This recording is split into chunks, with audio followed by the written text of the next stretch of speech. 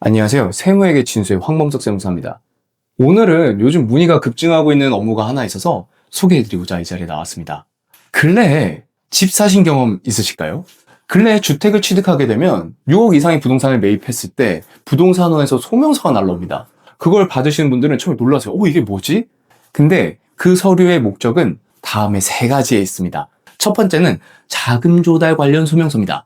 자금 조달 관련 소명서는 야, 너 이거 어떤 돈으로 어디서 나서 이거 지급한 거야? 라고 물어보는 것이고요. 그리고 그 자금 조달 소명서 후면에 너 어느 은행에서 잔금 중도금 언제 이렇게 지급한 거야? 라고 물어보는 게 두 번째 파트입니다. 그리고 세 번째 파트가 질문지입니다. 너 어떠한 경위로 이 부동산 어디서 사게 된 거야? 라고 물어보는 게 세 번째 질문지입니다. 이 세 개의 서류에다가 입증 서류를 붙이게 되면 한 세트의 부동산원 소명이 완성되게 됩니다. 그럼 지금부터 부동산원 소명서를 어떻게 작성해야 되는지 조금 더 구체적으로 말씀드리도록 하겠습니다. 자금 조달 관련 소명서는요, 크게 두 가지 파트로 돼 있어요. 첫 번째는 자기 자금. 원래 내가 갖고 있었던 자금 있잖아요. 두 번째는 대여금입니다. 이 두 가지를 합친 금액이 당연히 내가 취득한 부동산 가격보다 커야 되겠죠. 그거를 꼭 유념하시고 소명서를 작성하셔야 됩니다.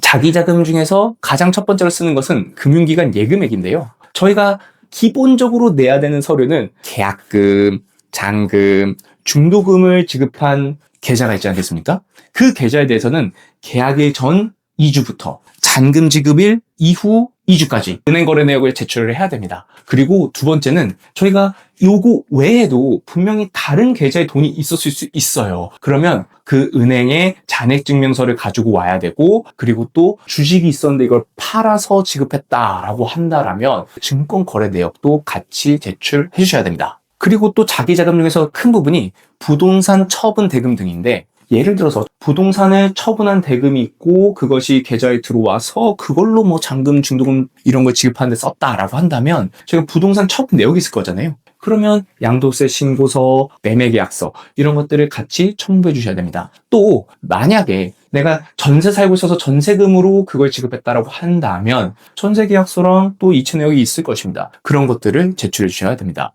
추가적으로 상속받거나 증여받은 금액이 원천이 돼서 이 부동산을 취득했다고 한다면 증여세 신고서, 상속세 신고서, 증여 내역 이런 것들이 있을 거지 않습니까? 그런 서류들을 같이 첨부하셔서 제출하시면 됩니다.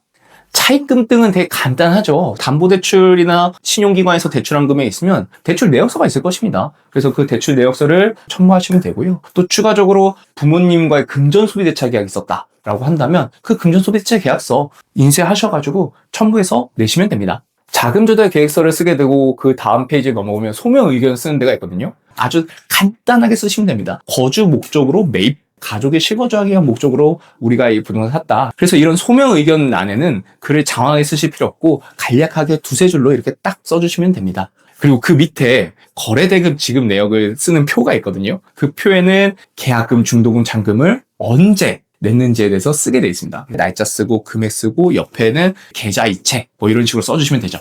저희가 부동산에서 소명 요구를 받았고 소명을 할 때 당연히 그 서류를 검토한 사람이 서류를 보기 편해야 좋겠죠. 그럼 어떻게 하면 좀 더 깔끔하게 할 수 있을까요? 바로 입증 목록표를 만드는 것입니다. 1번 부동산 매매 계약서, 그리고 옆에다가 거래 계약 관련 딱 써주고, 2번 잔고 증명서 하고 그 옆에다가 자금 조달 관련 소명서 관련 써주고, 이런 식으로 1번, 2번, 3번, 4번에서 입증 서류 목록을 만들고 그 순서에 따라서 이 입증 서류들을 붙이게 되면 상당히 깔끔하고 보는 사람이 편할 수 있습니다. 그래서 저 같은 경우는 소명서, 입증 서류 목록, 입증 서류들, 그리고 마지막에 질문지까지 하나의 PDF로 만들어서 올리는 편이거든요. 그러면 보는 사람도 훨씬 더 수월하게 내용을 알 수 있는 것이죠.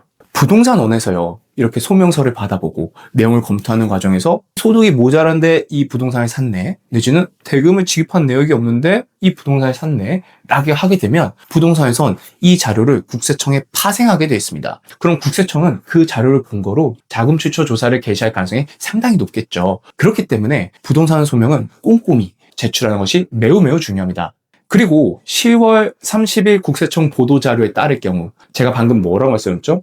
부동산원에서 검토한 결과 문제가 있어 보이는 것을 국세청에 자료를 파생을 하는데 국세청의 10월 30일 보도자료에 어떤 보도자료가 나왔냐면요. 국세청에서 자체적으로 부동산원 자료를 다 볼 수 있게 하겠다고 발표를 했습니다.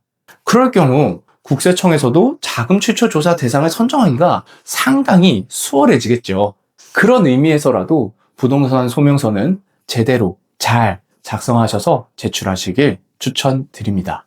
요즘 저희 고객분들께서 저한테 많이 하신 질문 중 하나가 이번 정권에서는 주택을 증여하면 안 된다면서요? 또는 이번 정권에서는 주택을 사거나 팔아도 안 된다면서요? 라는 얘기를 엄청 많이 하십니다. 뭐 그렇게 되면 무조건 다 조사 대상이 된다라고 생각하시는 분들이 꽤 있으신 것 같아요. 근데 제가 느끼는 체감은 조금 다릅니다.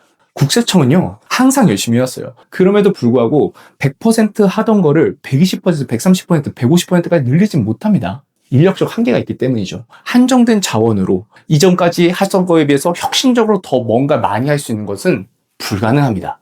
결국 정당한 방법으로 부동산을 취득하시거나 매각하시거나 증여하시는 것은 전혀 문제가 되지 않으니 너무 걱정하지 말란 말씀드리면서 오늘 영상 여기서 마치겠습니다. 경청해주셔서 감사합니다.